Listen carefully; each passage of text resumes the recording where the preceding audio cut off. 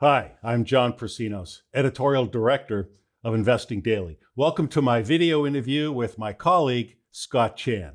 Scott Chan is the lead analyst of real world investing and the complete investor. I sat down with Scott today to discuss China and a range of related geopolitical topics. I know you're a busy guy. Thanks for carving out time to be with us here today.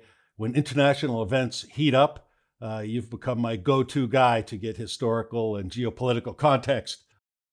China has taken an increasingly authoritarian turn in its crackdowns on Hong Kong, its designs on Taiwan, and it's been turning the screws on the mega cap technology companies in its own country. What are the ramifications of this crackdown, especially on the technology sector? Yeah, so Chinese stocks have always carried a stigma. One reason is doubt, fair or unfair, about the legitimacy of the accounting. Another reason is that the CCP can do whatever it wants, as we have seen recently. The crackdown on the tech sector definitely limits the upside of these mega cap Chinese tech companies. But I think it's important to make the distinction that the crackdown has been limited to consumer tech companies. These are the kinds of companies that provide technology that make everyday lives more convenient or more entertaining. For example, maybe shopping online more seamlessly, or the ability to download a game or movie faster. Frankly, I think these are pretty frivolous stuff. China, excuse me. Note that China hasn't touched tech sectors like semiconductors. So China definitely knows what it's doing in terms of prioritizing, what's important to its standing in the world. Note that it is our government that's trying to crack down on strategically important Chinese tech companies.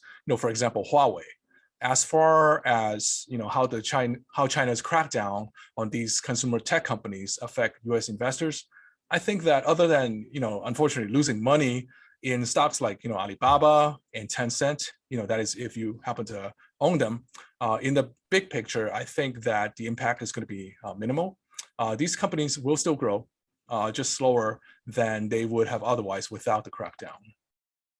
And indeed, while the Chinese government's crackdown on the technology sector has eased in recent months, it has left a permanent sense of trauma among tech leaders and investors, eroding trust and making the sector skittish to even the whiff of new regulatory changes. And as this chart shows, Chinese companies as a whole have endured substantial earnings downgrades as China grapples with a litany of economic problems. During the Ukraine crisis, we've seen an increasing coziness between Russia and China, that Beijing and Moscow seem to be creating a new axis of power to counteract the United States. Uh, what does this mean for global investors? What does this mean for the balance of power in Eastern Europe and around the world? Yeah, as the saying goes, the enemy of my enemy is my friend, and I think that's pretty much what's going on here with China and Russia. It's in the interest of both countries to reduce American influence in that part of the world. I think that if you took the U.S. out of the equation, Russia and China are more likely going to be rivals than allies. Both countries want to reduce the dollar's influence. In fact, whereas trade between Russia and China used to be almost entirely settled in US dollars, over the last 6 or 7 years, things have changed quite a bit. Nowadays, bilateral trade between Russia and China is mostly settled in the euro.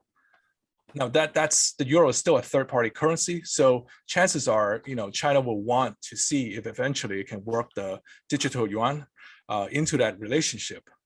Now, a very important feature of the ECNY is that it doesn't use the SWIFT system, which is what enables the U.S. to impose sanctions and freeze financial assets. So by using the ECNY, Russia and China would likely be able to subvert potential U.S. sanction. And perhaps to increase confidence in this new digital currency, China could decide to at least partially back it with gold. And in terms of the investment implications of the alliance, the friendship between Russia and China has actually been intensifying for quite a while now. If the alliance becomes more contentious with the US and with the West, to the point where we get more serious sanctions and tariffs, then I think the most likely effects would be persistently high inflation, high commodity prices, especially in energy. Scott, China's debt problems have shaken global investors. These debt woes are epitomized by property developer China Evergrande Group's inability to meet interest payments.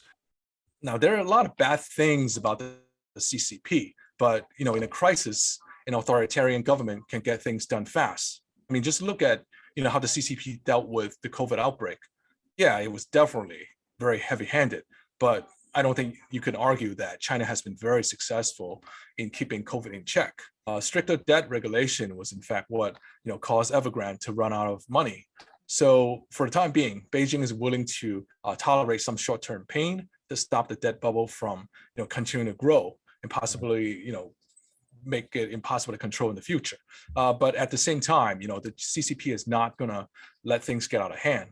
The PBOC has already incrementally lower interest rates, and if necessary, the government is going to do more. And I think that's likely going to include directed loans from their massive state-owned banks, for example. Inflation. It's not just an American problem, it's a global problem. To be sure, inflation has been coming down. The major inflation gauges have been on a downward trajectory, but inflation could rear its ugly head again at any time, and it remains elevated. What are some of your favorite inflation portfolio hedges right now?